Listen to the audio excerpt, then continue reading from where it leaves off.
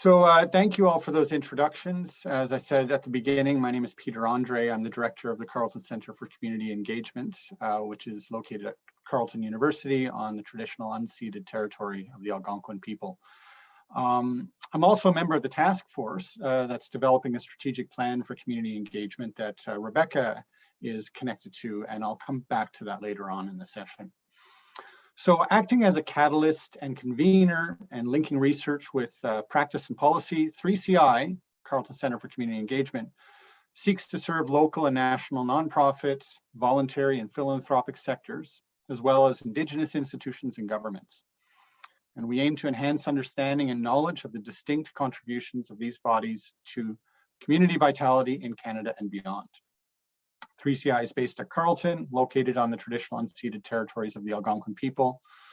The center is committed to collaborative and Indigenous-led research.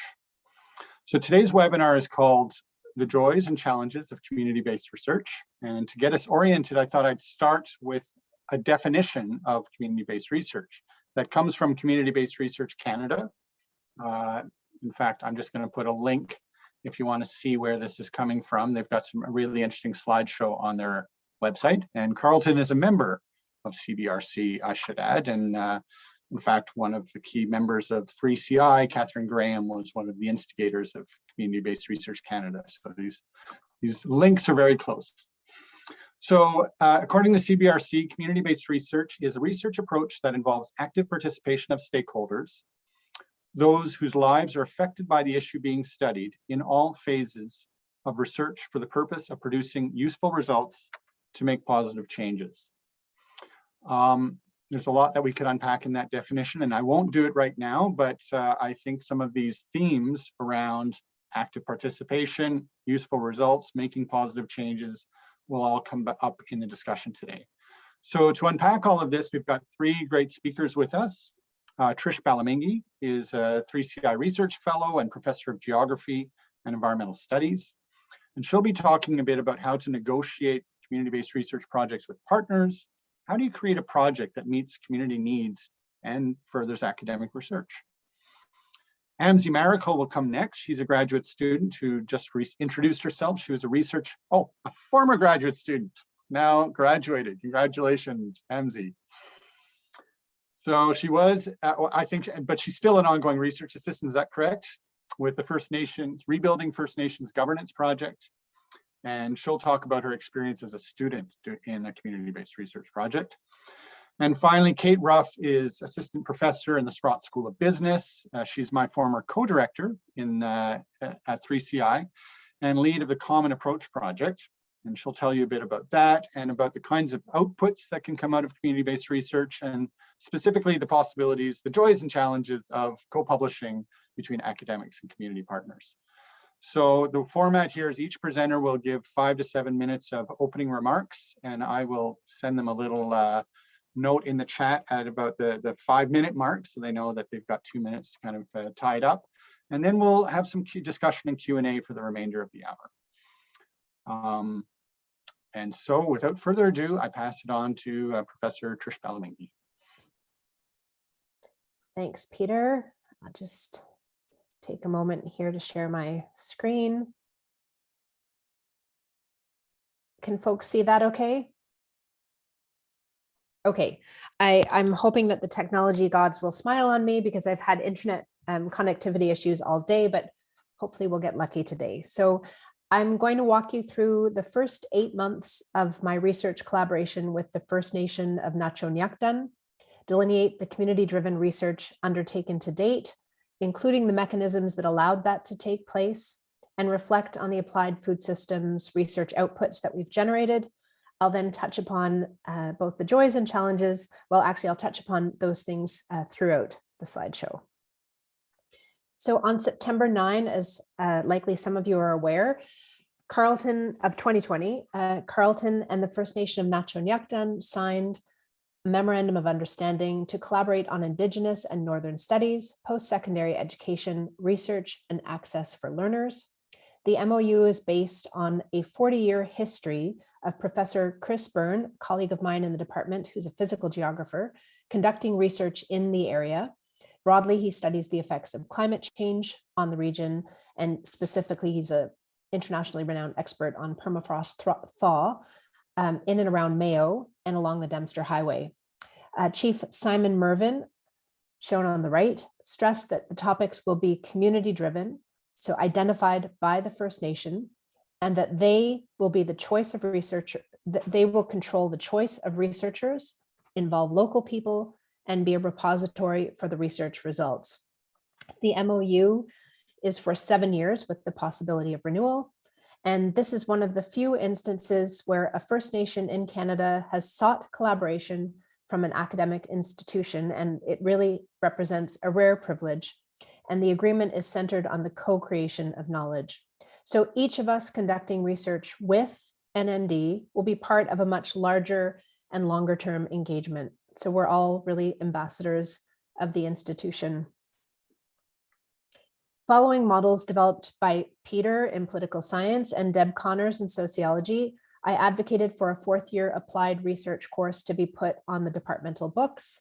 I then solicited a mix of graduate students and strong 4th-year students. Most, for instance, had a CGPA greater than 10, so really consistently strong students to populate the course. And I limited enrollment to 15 to ensure that the numbers were manageable. My colleague Troy Anderson from the Sprott School of Business applied for funding from Sewell Canada. This is Cooperative Education and Work Integrated Learning to support his own students' engagement with NND, and generously included my seminar. As a result, each student was given a bursary of $1,000, which they didn't know in advance. So this was a nice bonus, and it was indeed fun to announce something along the lines of, you know, look under your seat and you get $1,000 and you get $1,000. This credit allowed me to dovetail my research and teaching, which is useful, especially if you're beginning a slightly new research trajectory, as I was, that is not yet fully funded. And if the course objectives are listed on that slide, but not, you know, directly pertinent to this. I accompanied the Northern Studies MA students in July of 2021, so last summer, to Mayo for their field course, where I met key NND staff and community members and began, you know, in person to establish relationships and got a sense of the local context. At that time, I supervised 2 students to complete a food distribution plan for the NND farm. This is a topic that was and is hotly contested regarding what constitutes fair and equitable distribution of produce and meat from the farm. Of course, allocation of scarce resources is an inherently political topic. The community partner identified 8 priorities, which I then cross-referenced with student preferences and capacities, and we settled on the 6 sub-projects shown in blue, all of which received ethics clearance through a course-based application. For each project, students presented to Chief and Council at the end of term and drafted 2 to 3 page executive summaries and much longer reports. Reports ranged from 10 to 80 pages, so pretty substantial documents depending on the size of the team.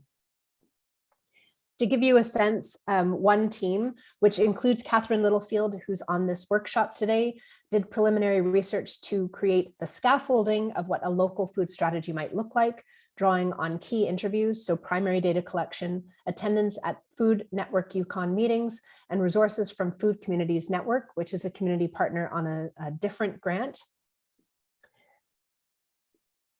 Another team hosted 2 film screenings, First We Eat and Gather, hosted them virtually online and facilitated discussions following the film on themes of Northern food security and Indigenous food sovereignty. They brought those findings into conversation with literature by generating an annotated bibliography. Another team investigated Indigenous-led farms, greenhouses, and gardens in the Canadian North to glean governance insights that might apply to the NND farm. Yet another team profiled 2 exemplary teaching farms, the Trondek-Wetchin farm in Dawson City and the Northern Farm Training Institute in Hay River, again with a view to gleaning insights for the NND farm. 2 students documented the history of the NND farm by conducting original interviews with select elders and investigating archival sources. And finally, 1 student documented Carleton's engagement to date so that both Carleton and the NND has those details captured after year 1, or well, 2 actually, of this formal MOU, This engagement includes Chris's work on permafrost, mine on food systems, Murray Richardson's on the exercise of treaty rights through GIS mapping, Kim Matheson's on archiving or oral records, and Troy Anderson's on social enterprise. I should note that NND is really at the fore of Indigenous self-governance in Canada, having signed a land claim and self-government agreement delineating the use and ownership of land and resources, financial compensation, programs and services, management of rights and benefits, and internal operations. So both practically and conceptually, it's super exciting to support this work, but also a very challenging position for them to be in, but of course, a very exciting one. The joy also comes in building relationships. None of our work would be possible without my counterpart, Adrienne Hill, the NND Manager of Implementation and Governance, who serves as the main conduit with folks at Carleton. She and her colleagues help to identify research topics that would benefit the community, to facilitate connections, and to encourage participation on the ground. Her attitude is pragmatic and priceless. She expects us to advance each file, but not solve or accomplish everything at once, which is an attitude that I tremendously appreciate. We have a partner that wants to work together and sincerely appreciates our efforts and seems to have an appetite for more, and it's deeply heartening. Of course, there are challenges in an explicitly Northern context related to food security. You can glance at the specific challenges here. They're not particularly relevant to the campus community engagement, but they all point to the fact that we're working in a fundamentally different geographic context with which students are largely unfamiliar. Other challenges, this lack of familiarity extends to cultural competencies, which we can talk more about, though our hosts have been exceedingly gracious in that regard. And of course, there are additional costs associated with Northern research due to the distances, remoteness, scarcity of housing, etc. As with any community partner, it's important to manage expectations, what can be done over the course of a term, or for instance, over the course of one thesis, what can be done from a distance, the value of research and reports rather than tangible on-the-ground change. And finally, the need to communicate and collaborate with other researchers at Carleton so that we don't overlap our efforts, use research completed, so that we don't overlap our efforts, but also have the potential to use research completed by students in a given term as a springboard to make even further progress. I think I'm probably at my time, so I will stop, and thank you very much. Thank you so much, Trish, and I really appreciate that focus on the joys and some of the challenges at the end, and I think we will come back to some of those questions, but I will pass the baton over to Amsey Maracle now. Thank you, Peter. Okay, so I'm going to first talk to you a little bit about the Rebuilding First Nations Governance project, and then I'll go into my own experience and the joys and challenges of being a student in community-based research, what I get from it, what it demands of me, and how I reconciled my own academic studies with my work as a research assistant. And I'm hoping I won't go over. So first off, the Rebuilding First Nations Governance project is a 6-year SSHRC-funded research project that has created a national action network of First Nations communities, tribal councils, academic researchers, and public sector practitioners to support First Nations leadership and rights holders that have made the decisions to transition out of the Indian Act into their own inherent rights governance. And so right now we're working with 11 First Nations and tribal councils across the country that are full partners in the project. And we also have another 5 in the early stages of joining our project. And these communities have mainly collaborated with the Center for First Nations Governance to join our project and begin the research needs in their communities. As such, the research really is based on the community needs. For example, with recent legislation in child and welfare, the recent Bill C-92 child and welfare legislation has really given the opportunity for First Nations to assert their jurisdiction over child and welfare services in their communities and their nations. And there's a lot of research that's going into how they can do that. Another example, there's different areas of governance that our research is focused on, and that the communities, choose which areas they'd like to start with. For example, there's communities that are starting with lawmaking, and there's communities that are working on fiscal relations. And we have communities that are joining the project working on things like education policy. And so the goal really is to have this governance, transitional governance model at the end of the project that other First Nations can use to transition out of the Indian Act and create their own self-governing systems. In terms of the joys and challenges of being a student in community-based research, really the big thing, the real joy is working with our people.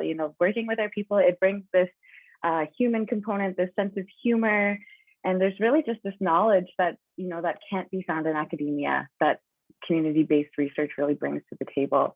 There's a difference between reading an academic article that makes you think about things and then having a conversation with somebody who really, puts everything into perspective and brings it all together. The community work can be really empowering and enlightening. And it's an opportunity to learn from different people. There's so many different people working in our project, community leaders, leading thinkers in different fields, experts, youth, elders, different students from across the country. It brings so much expertise and knowledge to the table that these conversations are just, sometimes they're so mind-blowing. I just walk away from these meetings just with such a warm heart. And then, there's also real joy in being able to address challenges in research. There's two sides to this. I think, there's challenges in addressing the needs identified by the communities, but there's also the opportunity to address challenges that are related to Indigenous research. It hasn't always been positively viewed, especially by Indigenous people. There's something, there's been a real negative stigma around that. So one of the joys I'm finding with this project is just being able to address those concerns and working with communities to make research something that's for them and something that they find pride in as well. I think also that community-based research also provides an opportunity for Indigenous peoples and communities to take control and ownership of their information and their research. Data sovereignty has become a really big issue in recent years, and this really provides, community-based research really provides the opportunity for Indigenous communities and other nations and communities to take control of the research, as I mentioned, because there has been such a negative history with it. In terms of challenges, a lot of the challenges that I thought about were really pandemic related. I mean, meeting with communities virtually is not the same as meeting with them in person, but luckily we've been able to make it work. And I have been able to engage with communities over Zoom. And it's a large project, so there's challenges, with bringing everybody together, and there's conflicting community needs, especially in Indigenous communities. We're finding that sometimes our project gets put on hold because there's so much else going on in their communities that, that's something that we need to take into consideration. And it's also, this is a learning process. And so, we're making mistakes along the way and we're learning from them. And the reality is that change is slow. We all really want to, create the change we want to see in the world, and it's slow and it takes time. And that's a real challenge when you want to see, action and products really fast. In terms of what I get from it, it really helped me with theory and practice. Community research really gives you a dose of reality that academia can't give to you. And it really made my whole master's experience, that connection to the community, the ability to learn from our leaders and our movers and shakers, and contributing to changing the lives of our children. There was also, this mentorship opportunities. I was able to work closely with, academic community leaders, and I still am. And also, what else I get it from it? Like I said, addressing the struggles within academia and, always being in this colonial agenda and being able to learn how to fight back and learn how to change the system. Those are really things that, that, bring a lot of joy to me. So it's meaningful, it's powerful. In terms of what it demands of me, I mean, there's two different parts of this. I think there's community demands, which, obviously, in community-based research, you're accountable to other people. You have to listen and be resourceful in what their needs are. And it really helps you to build skills and be mindful of the work that you're doing and the work that you're creating for them. It's also about, adhering to community protocols and not just academic institutions' rules and things like that. In terms of on a personal level, I have responsibilities as a mentee to this project that requires, me to think about my relationships with them, my relationship with the project, and how I, manage that with my studies.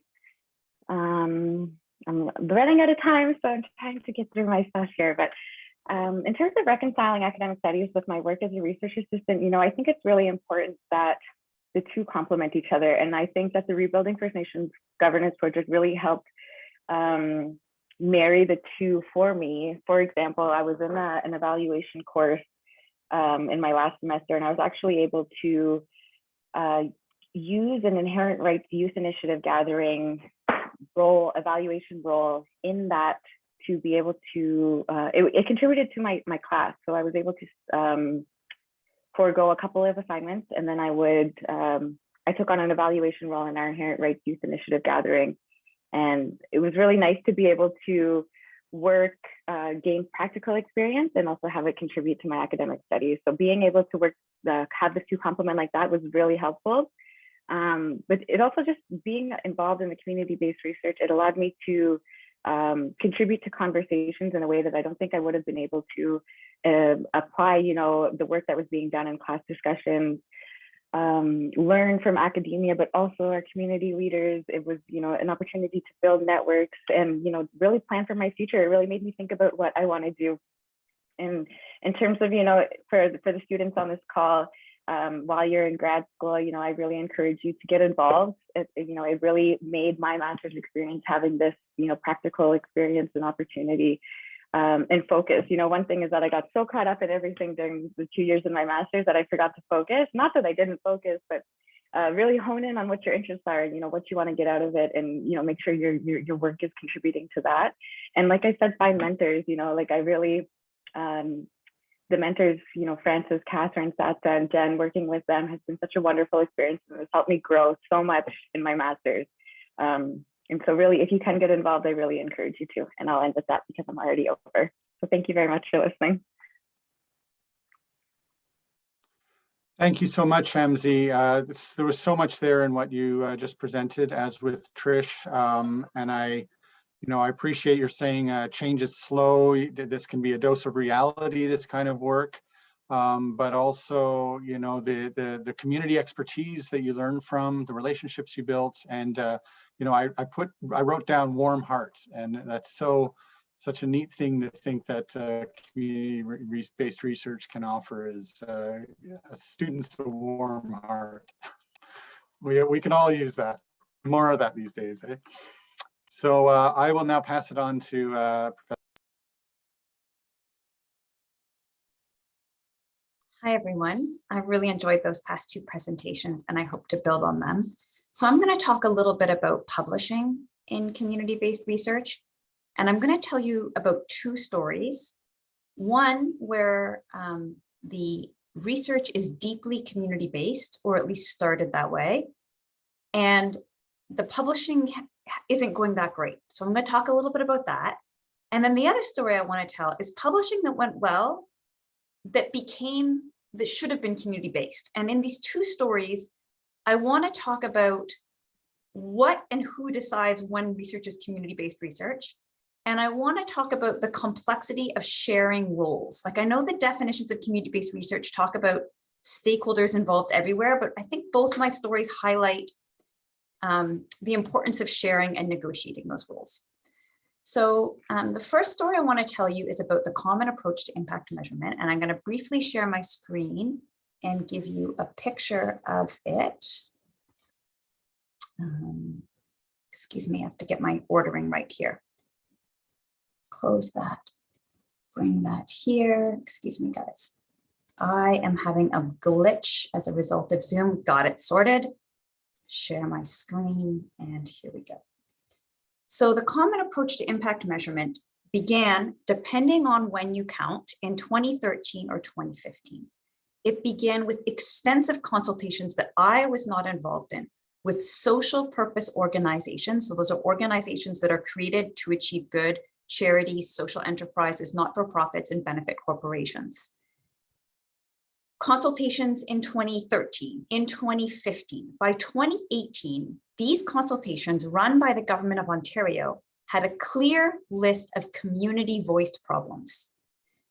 The Government of Canada joined into that, and together the Government of Ontario and the Government of Canada offered a fairly good-sized grant to a team that would start to do the research to address this community-defined problem. So we've got somewhere between 3 and 5 years of engagement ahead of that.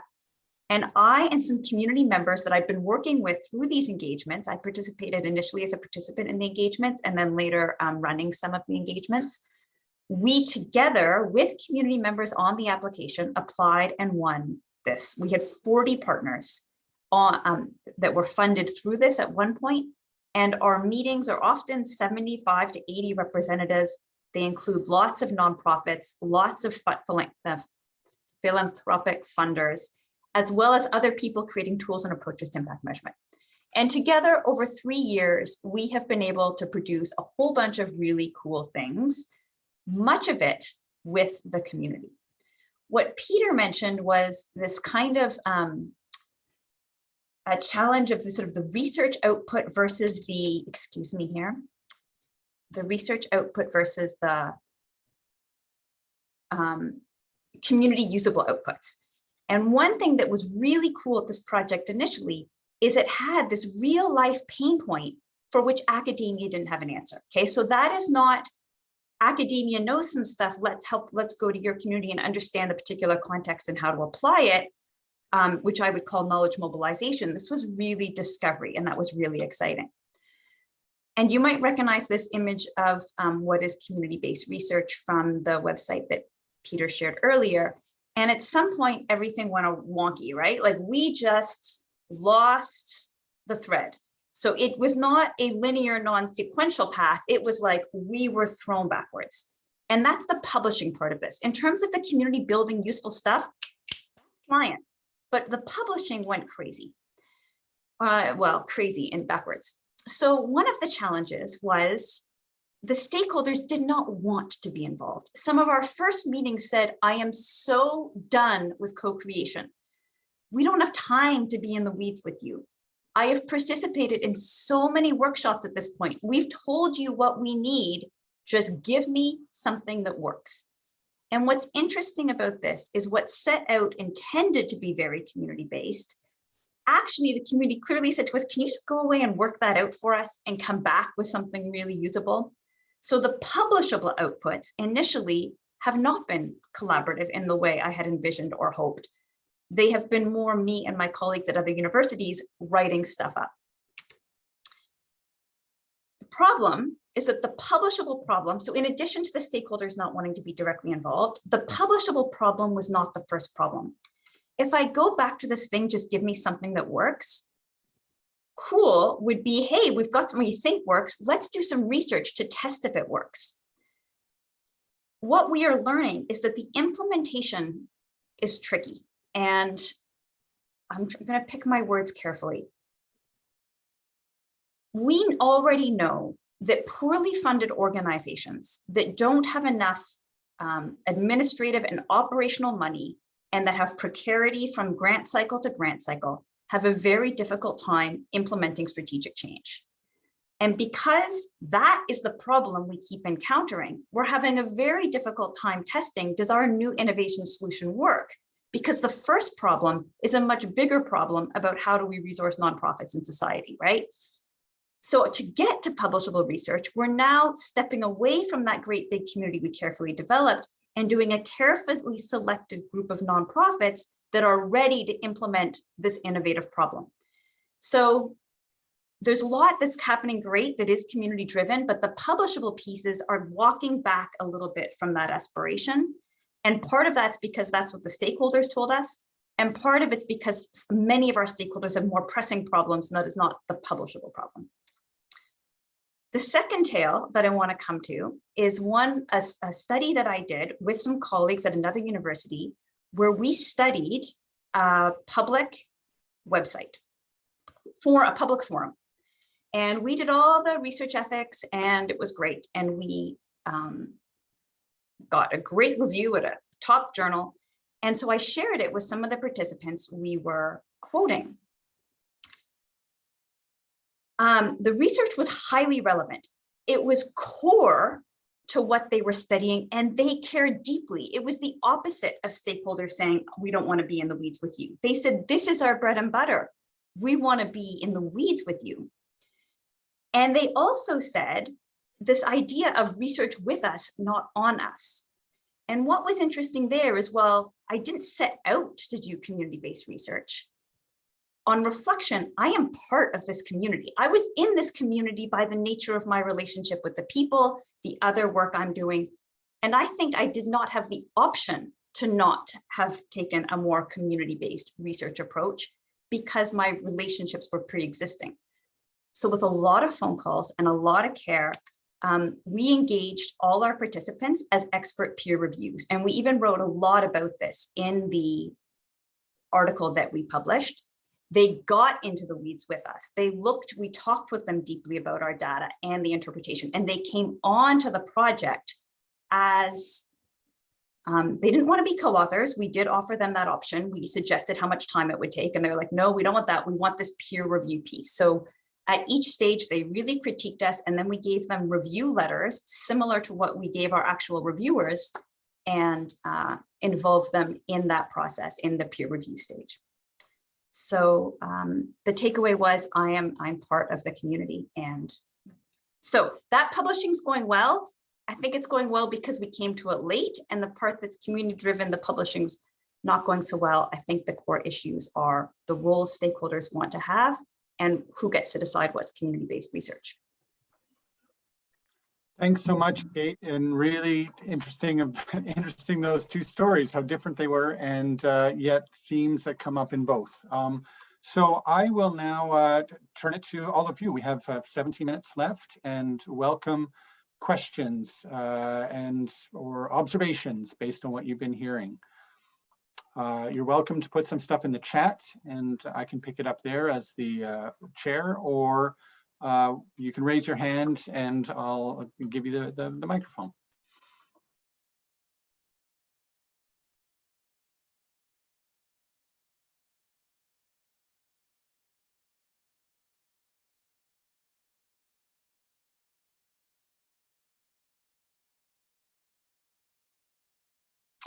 So I'm going to throw in a question. I mentioned off the top that I am a member of the task force that's working on a strategic plan for community engagement at Carleton.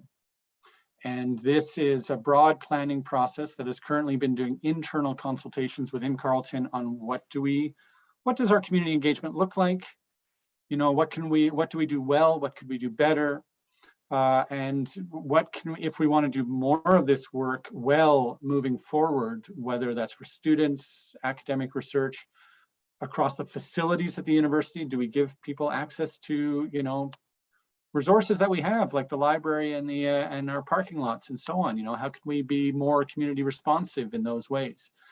So the question for all of you, given the stories you've been hearing, but this can go to the presenters or anybody listening, you know, what can Carleton do better? How could we do community engagement better at this institution?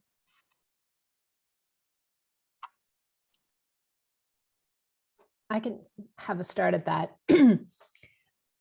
I think we can better and more adequately resource all of the partners involved. So in the case of the class that I talked about, that CWIL funding for students was invaluable. It also offers kind of more global budgetary support to hire someone to help, you know, polish the community outputs and help with reporting and whatnot.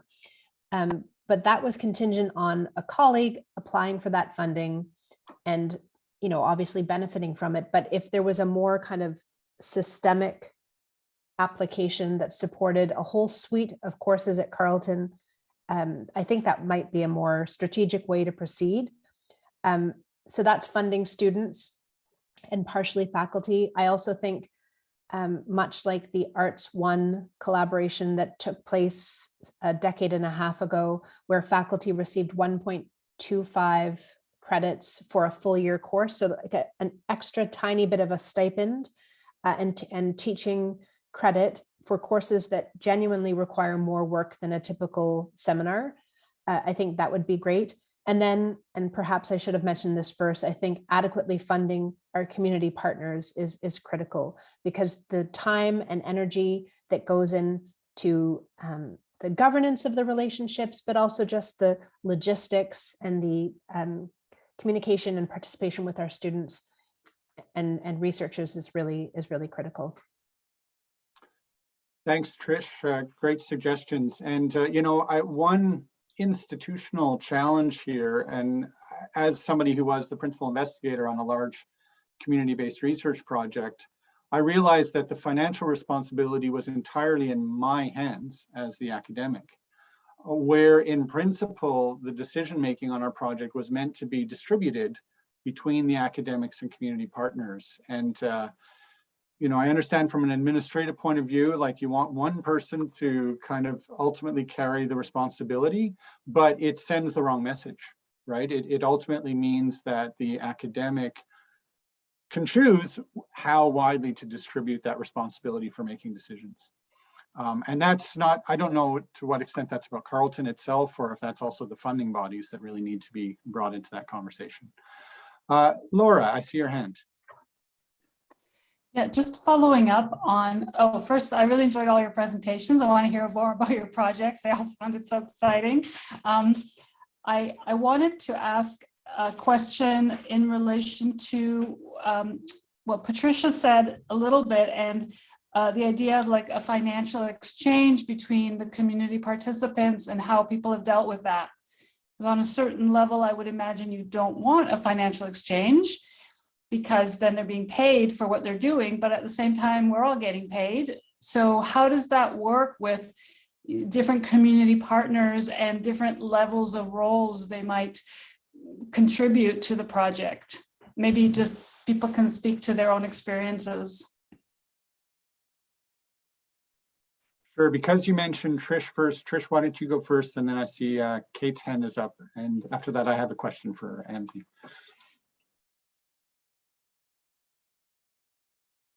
We can't hear you, Trish. You're muted.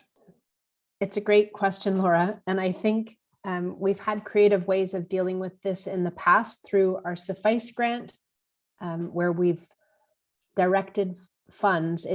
It's limited the amount that can be directed by virtue of the funding body, which in our case is typically SSHRC, but directed funds to community partners to participate in the governance of these projects. Now, there are constraints in terms of, in some cases, community partners having to show that they are, the opportunity cost of the work that they're doing in relation to work that they would otherwise be paid for. There's other creative ways of helping to support them. Peter mentioned library access as one potential kind of benefit that could be extended. Inclusion of community partners at conferences and network gatherings. There are benefits that can be extended as well in that regard.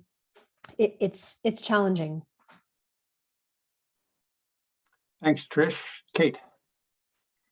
I think the different funding envelopes that are available really affect what's available. So for the common approach, we have now secured $3 million, and all but maybe 80,000 of that has gone out to community partners into their hands for deliverables that we co-create or they create entirely.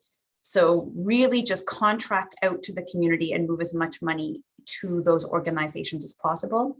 For governance, what we have worked on is paid stipends, where we pay people for their time. And we do that in fairly complicated ways that are legal, but necessarily complicated. So I have firmly of the belief that no one should be doing this as a volunteer or as additional workload in their salaried job. If possible, the funding envelopes really affect what's possible. Thanks, Kate. I see there's a question from Bessa, which I'll go to in a second, but I wondered, Amsey, you had the experience while doing your MA of working as a research assistant on this project, and then you talked about ways that you were able to bring the project into some of your coursework. But you've probably talked to a lot of your colleagues in the master's program who didn't have this kind of experience, right? And so I just wonder, from the perspective of somebody who had quite a rich complement to your master's studies, what would you say Carleton can do better in terms of making these kind of opportunities available, or how can we integrate it with our courses? What do you think? Oh, that's a good question, Peter. I don't know. I mean, Carleton, I feel like Carleton did a really great job at, like I said, creating those opportunities for me. The example I gave where I was able to complement one of my courses with, practical work in the project, things like that really provide an opportunity for practical experience that really make a difference in helping you understand, the theoretical part of your studies.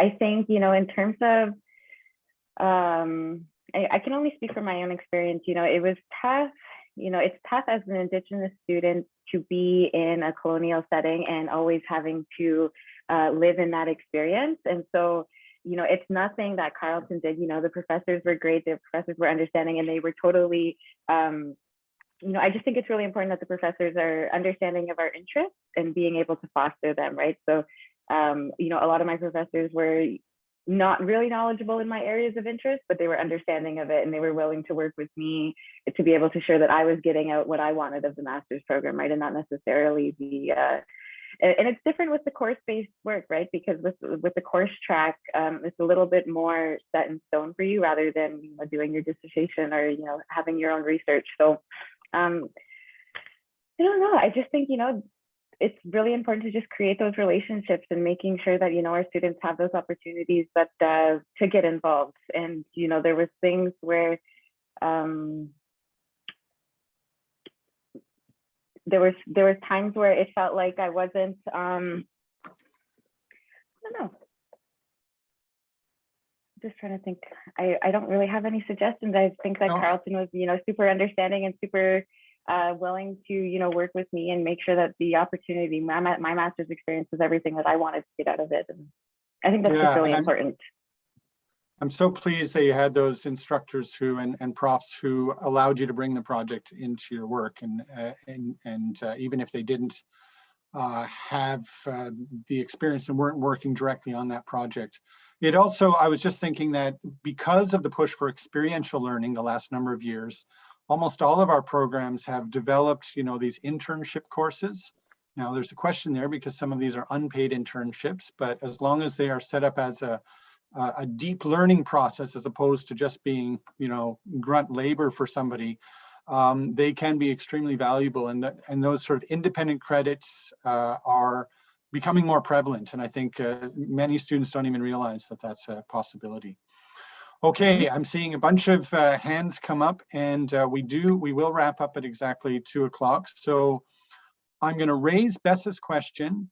Then I'll let Nicholas and Kaylee raise their points or questions, and then we'll just do one last round through the panel to give everybody a quick chance to respond. I do also just want to put in the chat that there is another Carleton Strategic Task Force Community Engagement open consultation tomorrow afternoon at 1 o'clock. So if you've got ideas about what Carleton could do better on community engagement, then click on that link and sign up for that tomorrow and be part of that consultation process. So Bess's question was, how much have the tenure and promotion guidelines changed to recognize and reward community-based research? So this is something we can ask our panelists if they want to speak to it. And now, Nicholas, go ahead. Yeah, I hope this question hasn't already been answered. I may have missed it. My question probably would be more directed to Kate. On your presentation, you talked about the challenges, and are there any mechanisms that have been put in place or that you put in place to avoid programs from stalling? Because I think that one definition that came about was that, community-based research means you involve all stakeholders at every stage. Now, if at one stage you have that problem, are there any mechanisms that you have put in place so that programs do not necessarily stop? Great question, Nicholas. So we'll see if Kate can respond to that when it comes around to her. Kaylee, I saw your hand came down. Do you still have a question or a point to make? I can ask the question, but I understand if we don't necessarily get the time for it. But I was just wondering at sort of each individual's at different scopes and scales of community-based research, perhaps, and the process of establishing with the community that you're working with expectations. I was just sort of wondering if how that going about that process, and maybe if they could speak to that point, I guess. Okay, so the question of how in early stages to negotiate or work with a community to establish the goals of the work. Great question. So I'll pass it.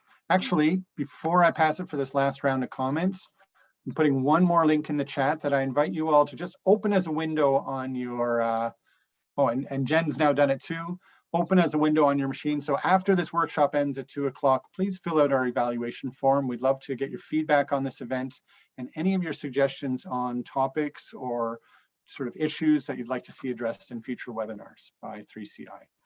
So who would like to go first? Trish, I see your hand was up, so go for it.